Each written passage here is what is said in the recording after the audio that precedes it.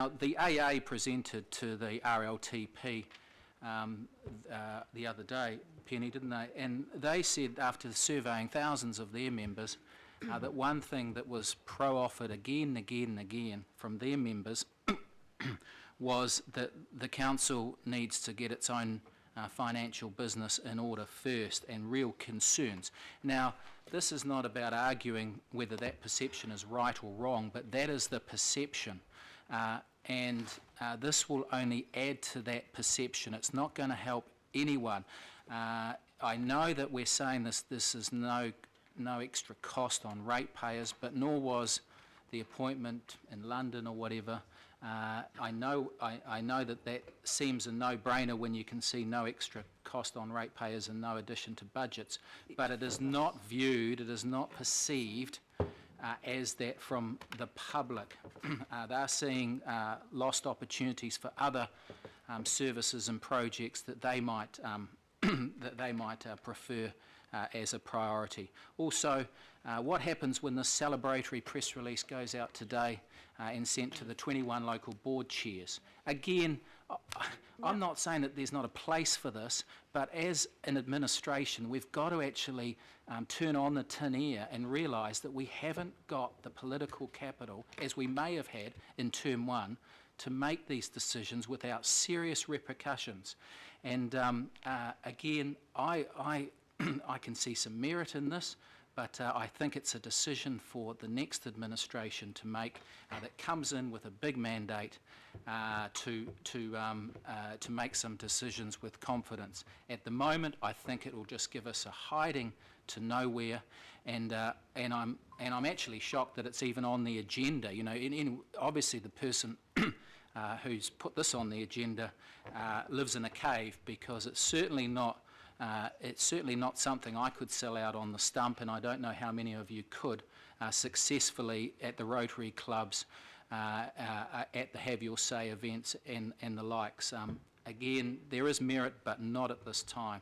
And I'm also, Madam Chair, always concerned about people who jump on jumbo jets or dreamliners to race off and save the planet. As Councillor Quacks has reminded me, there are things these days called webinars, and so I would suggest that we've got these fantastic relationships. We've narrowed down our international relationships to the Pacific Ring, to Asia, to the eastern border of Australia, and to the western border of America. A lot of those cities are bigger than 3 million people. Let's use those international relationships and sister city friendships to talk to them as to these issues and their own membership of this club without necessarily jumping on the bandwagon first. So I'll be voting against this. Thanks, Councillor. Councillor Walker. Yeah, I'll just make 3 points. The first one goes to sticking to your knitting. What the other cities are involved with, and what we would be involved with around C40, is precisely around efficiencies in transport, water, wastewater, energy, waste, funding and alternative funding, because many of these cities are well advanced than us in that area, and we can max out on that. Procurement, planning, and I could go on. So the C40 Alliance essentially is absolutely about core business, making our core business more efficient by looking at the way other cities are doing things, in some respects, much more efficiently and much more cost effectively than we are. So that's one thing.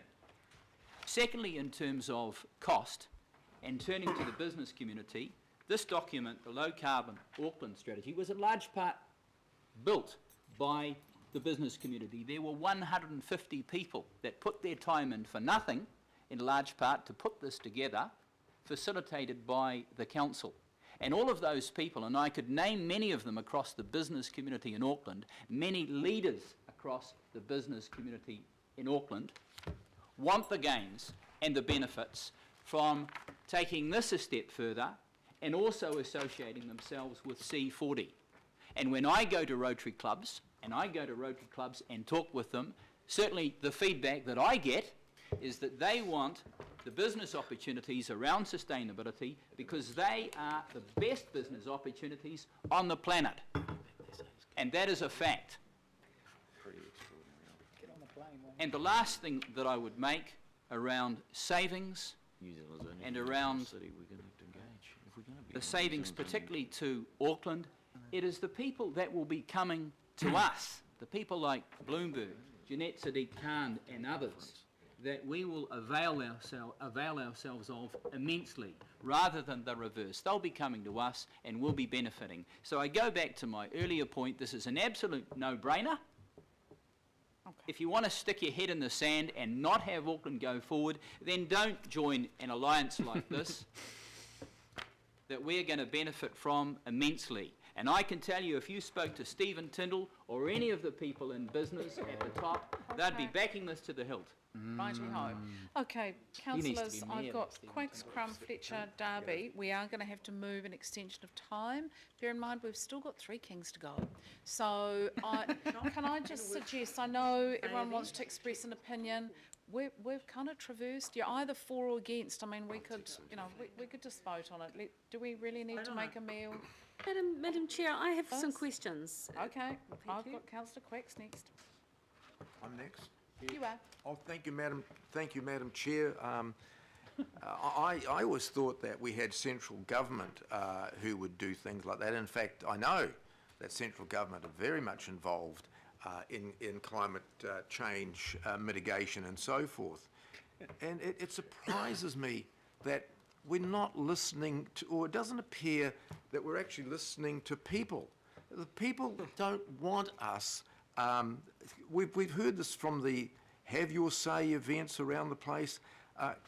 Council, stick to your knitting. You know, do we have tin ears? Don't we listen? Don't we learn anything? And you know, we need to stick to our knitting. And Councillor Walker, look, I know that you're very, very passionate about this, but look, for us to be sending people off around the world, swanning around the world, increasing our carbon footprint is not actually a way to mitigate climate change. And Into the knitting.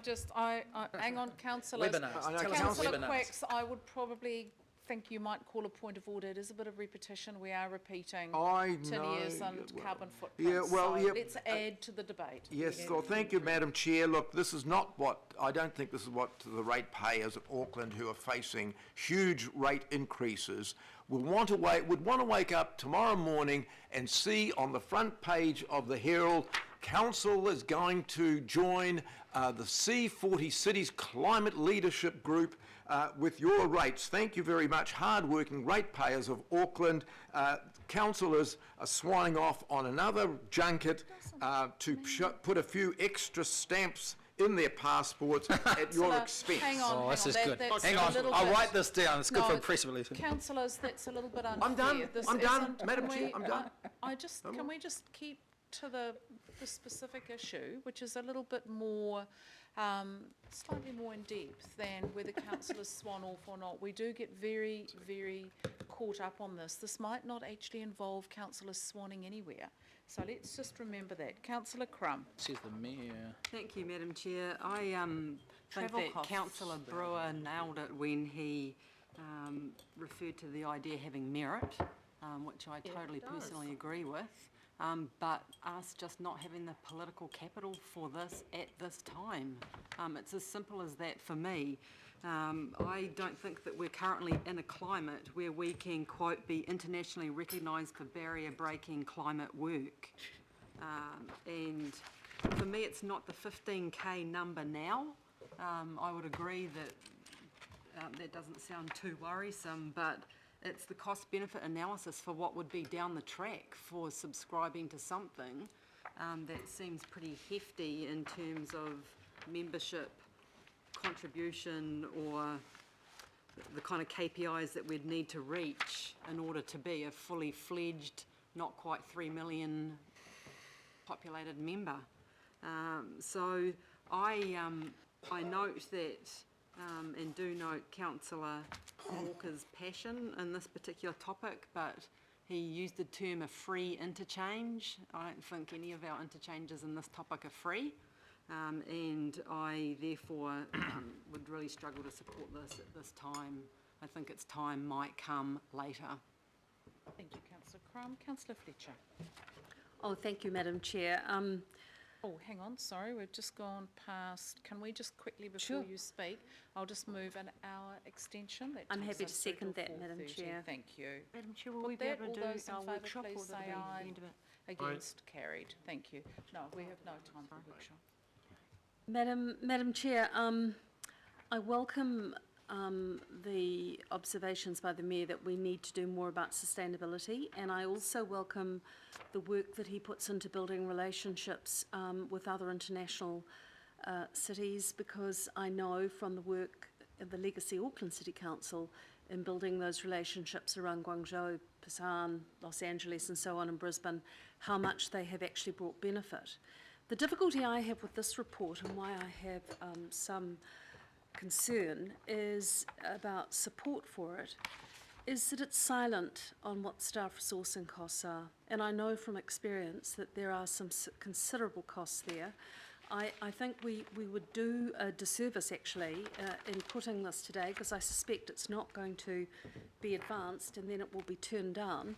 The first year is one as an observer in any event, and I wonder whether or not our officers could actually give us a little bit more by way of value proposition. I think the business case hasn't been sufficiently well put in terms of the costs that are going to be associated with that, and that seems to be driving the concerns quite properly of members of this committee. So, Madam Chair, I guess the contribution that I would like to put to the debate is that this paper be withdrawn until such time as a lot more of the business material around this can be made known. And really, it should, if you look at clause 14, we are going to have to meet these costs within existing budgets. I don't know the stretch to which officers are already working. I would really like a lot more business information on this before the matter is duly considered. So my preference would be that the paper be pulled until such time we've got that financial material made available to us. And I don't want to delay the committee, but I would like that material, and it hasn't been put forward today. Okay. John, is there anything that if we did have more time you could add to this, or Claire? Yeah, certainly. I mean, we can get into the further detail. I guess, you know, as somebody who's in a new office for council, I sort of see it as my role to find those efficiencies and save money. I mean, that's primarily the frame on sustainability. So I think the councillor's request is one we can do some more thinking on, if that's something that you all agree with. I'd also like to know who the memberships are in the category that we would be in Southeast Asia, Oceania. We don't know who those cities are. I mean, I just think there's a lot more information that could actually be carried into this report. Melbourne, Sydney, Singapore. and Oceania, and Singapore. Yep. We're just doing a quick little sort of check. I mean, I have no problem, Councillor Fletcher, with us just taking a little breath on this one.